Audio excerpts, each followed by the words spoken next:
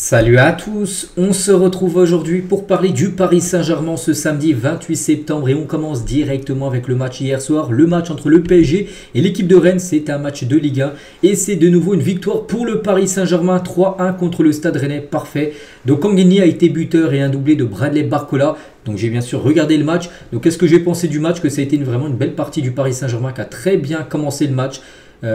Qui a peut-être un peu moins bien fini, peut-être les 15-20 dernières minutes qui ont été moins bonnes vu qu'il a fait des changements en faisant rentrant des joueurs plutôt jeunes, mais voilà, sinon globalement le PSG mérite totalement bien sûr sa victoire. Donc voilà, 24 tirs, 8 tirs cadrés, 3 buts inscrits, donc là c'est le plein de confiance avant le déplacement, tiens, dans quelques jours, du côté de Londres pour affronter l'équipe d'Arsenal en Ligue des Champions. Il fallait faire un gros match contre Rennes, le match a été réalisé. Et le PSG tient invaincu lors de ses 6 premiers matchs d'une saison en Ligue 1, c'est que là c'était la 6e journée pour l'instant, 0 défaite, donc c'est pour la 3e fois lors des 4 derniers exercices, pas mal, sur les 4 dernières fois, les 4 dernières saisons de Ligue 1, 3 fois le PSG a fait 6 matchs, les 6 premiers matchs sans défaite. C'est chose faite cette saison.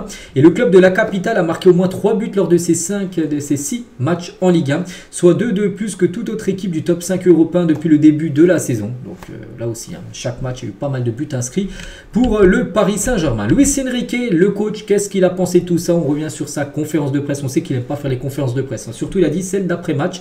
Mais il a dû la faire hier parce que c'est dans son contrat. On va revenir sur ce qu'il a pu dire. Donc tout d'abord, oui, je suis très satisfait du match.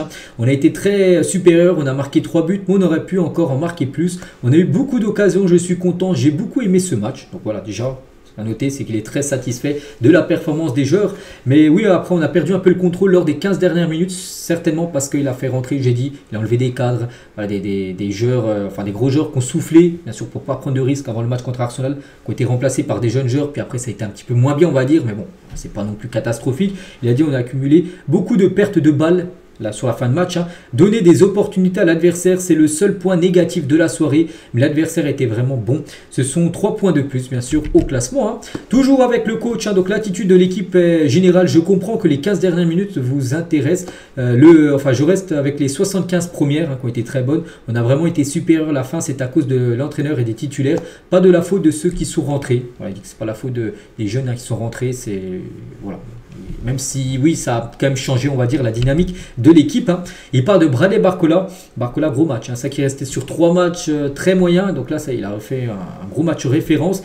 Il a dit, donc cite-moi un joueur qui joue bien tous les matchs. Juste, c'est très ennuyeux de parler de ça, surtout avec un joueur si jeune. Personne ne joue bien tous les matchs, encore moins pour un joueur de 21 ans. Parce qu'un journaliste qui lui disait, vous avez vu les 3 derniers matchs, il n'a pas été bon, tout ça. Et Luis Enrique lui a dit, voilà, cite-moi un joueur, au journaliste il disait ça, qui joue bien tous les matchs. C'est pas possible, il y a des périodes où on sait où c'est un peu moins bien, comme ça a été le cas là, lors des dernières rencontres pour Barcola. Mais hier, il a su, bien sûr, relever la tête et faire un gros match. Kangini, gros match, Kangini, surtout qu'il a joué numéro 9, faux numéro 9. Pourtant, tu as quand même Randal Kolo Muani quand même sur le banc, mais il a préféré Kangini. Et ça a été un choix payant parce qu'il a été bon et buteur en plus, il a été exceptionnel. Il a pu marquer un but à la manière d'un attaquant intelligent en prenant le rebond et il a fait un grand match. Il a la capacité de passer, de tirer. Je suis ravi de ce match très complet, peut-être le meilleur match de Kangini sur ce début de saison. Et c'est un joueur tellement polyvalent avec une qualité incroyable pour notre football. Il ne perd pas le ballon malgré la pression. Il a joué faux numéro 9 mais avec beaucoup de liberté. Voilà, donc il est très content bien sûr du Sud-Coréen. Concernant João Neves, hier aussi gros match par João Neves pour ses 20 ans, c'était son anniversaire hier. Il a dit il profite pour l'heure du foot au plus haut niveau avec une grande qualité pour manier le jeu, presser, récupérer les ballons. Il a été superbe aujourd'hui. C'est un plaisir d'avoir des joueurs de ce niveau avec cette mentalité de vainqueur, de gagnant. La mentalité bien sûr de João Neves, de rien lâcher. Il parle aussi des coups de pied arrêtés. Il a dit mais la négativité est habituelle avec le journalisme autour du PSG. Le football n'a pas été juste avec nous ce soir. Rennes n'a eu que très peu d'occasions ce soir et il marque sur penalty.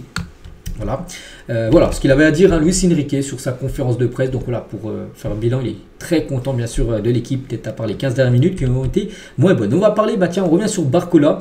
Et Barcola voit la vie en rose déjà avec ce nouveau maillot, je dis le 3e maillot qui a été dévoilé lundi dernier. J'ai dit qu'il avait porté hier, il a été porté. Et c'est vrai que Barcola fait la une aujourd'hui du journal L'équipe. Barcola revoit la vie en rose parce qu'en début de saison, il voyait la vie en rose, ça se passait bien.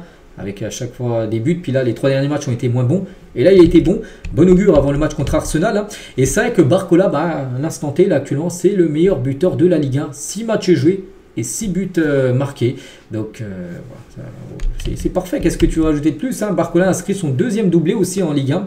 Après celui contre Montpellier le 23 août dernier, il a inscrit ses 5e et 6e buts en Ligue 1 en 6 matchs, soit 2 de plus que sur l'ensemble de la saison passée où il avait fini avec 4 buts saison passée en Ligue 1. Là, il est déjà 6 buts, donc alors qu'il reste encore beaucoup de journées à jouer, hein. Donc il est désormais le meilleur buteur du championnat.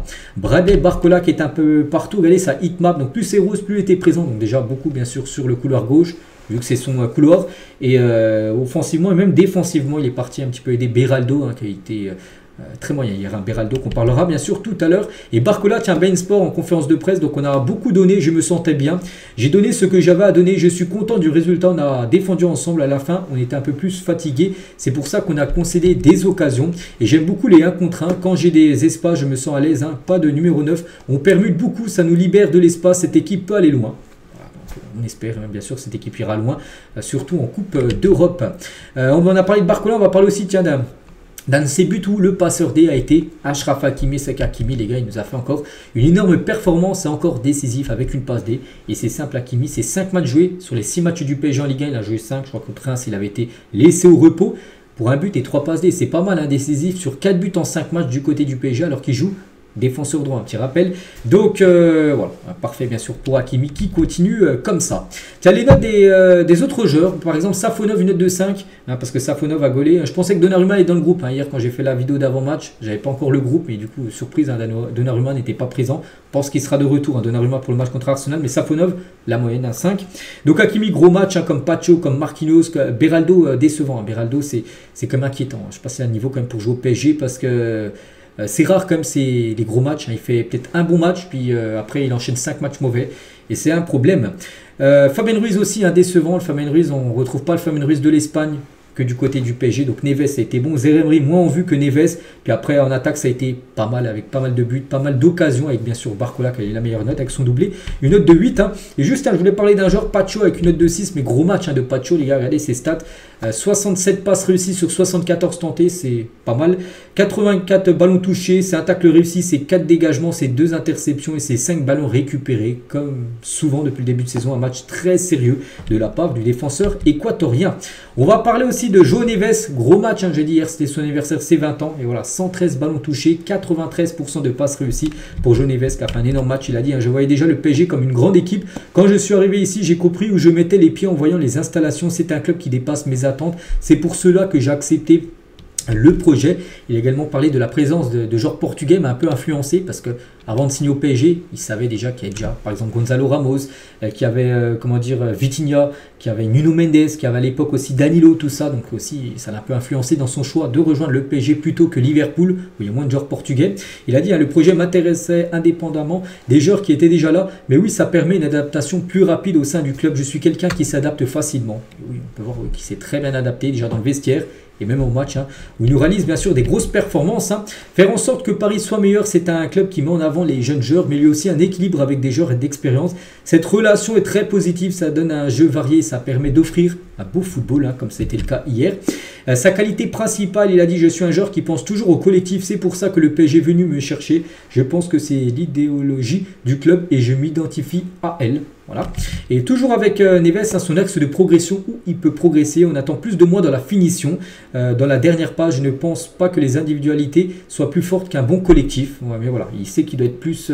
Bon, après, les milieux de terrain, lui, c'est vraiment une plaque tournante, un peu à l'image de Vitinha qui touche beaucoup les ballons, voilà, qui fait les transitions, tout ça. Mais après, il sait qu'il peut progresser dans la finition, voilà, marquer des buts. C'est toujours un plus, bien sûr, pour un milieu. Vitinha l'a fait saison dernière avec pas mal de buts importants. C'est là où il doit un petit peu bosser, on peut dire. Neves, mais bon, il a seulement 20 ans, il a le temps de progresser. Hein. Et en parlant, tiens, peut-être de son idole, enfin, peut-être pas son idole, parce qu'ils ont quasiment le même âge, mais quelqu'un où il s'inspire, Vitinha, il a dit c'est un maestro sur commandeur du terrain, c'est un genre, un homme fantastique. Un Vitinha était forfait pour le match, en espérant qu'il soit là pour le match mardi. Et la communauté portugaise, hein, continue à soutenir le PSG comme toujours, et nous, Portugais et les Français aussi, on va donner notre maximum. Donc voilà, quelques déclarations. C'est après le match, hein, qu'il a pu dire ça. João Neves. On va parler aussi de ce joueur Tanguigny, parce que hier il a joué, je crois que c'est la première fois qu'il joue faux numéro 9 du côté du PSG. il a fait une sacrée performance. Hein. Et Kang In-hee, il a dit on a préparé ce match pour aller chercher la victoire et on l'a vu. Tous les joueurs défendent, attaquent, on faut tout pour le collectif. Hein.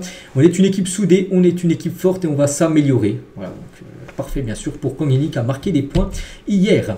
On va parler de Fabien Ruiz, j'ai dit un peu décevant Fabien Ruiz, même Riolo, tiens, il pense que ce que tout le monde pense, en gros je le pense, il le pense et je pense que tous les supporters du PSG le pensent, que c'est pas la même version de Fabien Ruiz avec le PSG et avec l'Espagne, hein, c'est fou. Donc ce niveau c'est pénible, hein, tu as envie d'aller le voir et lui dire écoute ils te font jouer comment l'Espagne, on va faire pareil voilà, pour essayer que tu as la même influence en Espagne avec maintenant le PSG. Il n'a pas les mêmes joueurs à Paris. D'accord, donc il va aller voir Luis Enrique lui dire désolé lui j'ai que des pipes autour de moi, donc c'est pas le cas, hein. Tu as quand même du João Neves, tu as du Vitinha, tu as du Zaïre-Emery, ouais, en Espagne tu as peut-être Daniel Mo, Pedri, tout ça, mais voilà, PSG, Vitinha, tout ça, João Neves, c'est aussi du très haut niveau, donc c'est aussi à lui de s'adapter maintenant au milieu parisien, mais c'est vrai qu'il n'a pas le même rendement, et c'est, on comprend pas du côté de Paris. Bref, on continue, on revient maintenant sur ce magnifique maillot, ce maillot rose, hein, avec le flocage avec Snipe, hein, souvenez-vous en début de semaine j'ai dit nouveau partenariat avec le PSG, bah, tiens, vous avez pu voir Snipe qui est en dessous maintenant du numéro de chaque joueur, hein. Et sur Hakimi, je ne sais pas si vous voyez un petit peu en gris où c'est marqué Central C. Central C en gros c'est un rappeur anglais et il est en partenariat avec le PSG pour ce troisième maillot, et hier il était présent Central C du côté du parc, hein. Et à noter qu'aussi Cardi B, donc c'est une chanteuse américaine, est également présente, hein. Elle était dans les places présidentielles, mais elle aurait voulu être avec le Cup pour soutenir le PSG. Elle a dit hein, sur sa story Instagram pourquoi ils m'ont les fait asseoir dans le coin ennuyeux du stade, où bien sûr c'est dans le coin présidentiel, il n'y a pas d'ambiance, les joueurs juste regardent le match. Elle a dit je vais être dans le coin ghetto entre guillemets, et elle filmait bien sûr le Cup, hein, où il y avait bien sûr toute l'ambiance. Donc voilà ce qu'elle va dire bien sûr sur le match d'hier. Maintenant on bascule sur les prochains matchs, donc là il n'y a plus le match au mois de septembre, mais on bascule sur le gros mois d'octobre où il y aura bien sûr beaucoup de rencontres et surtout ce gros match mardi soir sur Canal+, coup d'envoi 21h, Arsenal PSG. Donc on commencera à en parler peut-être un peu demain, mais surtout lundi et mardi. Donc à noter qu'Arsenal joue aujourd'hui, on parlera voilà, de leurs résultats, ce qu'ils ont pu faire en première ligue pour voir eux s'ils sont en forme ou non. Donc voilà les gars ce qu'on va dire aujourd'hui, j'espère que ça vous a plu. Donc on se retrouve demain bien sûr dimanche hein, pour le prochain numéro. Bonne journée à vous et à demain.